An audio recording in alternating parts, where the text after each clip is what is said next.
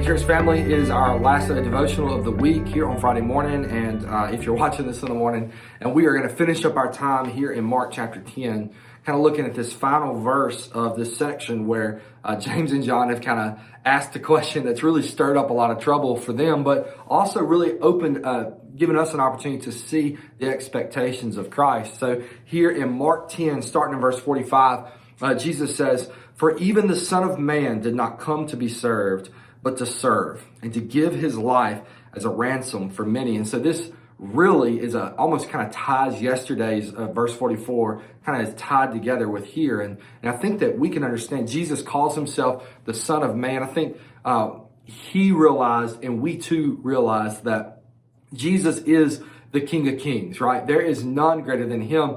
And he's worthy to be served by us. He's worthy of being served by all of mankind, should have been served by all of mankind, but instead he came to earth to serve all of mankind.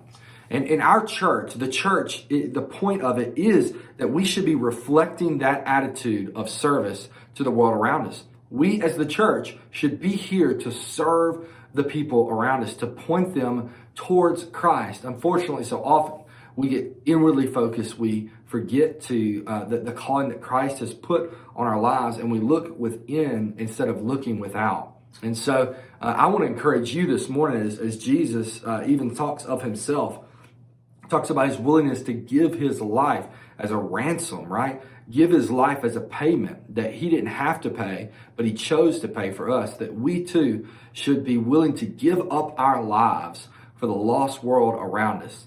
Not that we can save them from their sins, but certainly God can and has chosen to use us to point them to the one who can save them from their sins. But we must be willing to have an attitude of service, to surrender and submit to Christ's call in our life to do just that. So author gives us a couple of questions that we can work through to kind of help us apply that. The first one is, how have others served you in ways that allowed you to see Jesus working in them? So I love this question. I hope that you'll really take a moment to work on that question, to kind of remember the ways that others served you and pointed you towards Christ. And then the second question is really a challenge. It says, how will you commit to serving someone else this week? And I really want to encourage you to write that down, to take that seriously. Don't just say, I'm going to do this week, but write it down and put it on the calendar and hold yourself to it.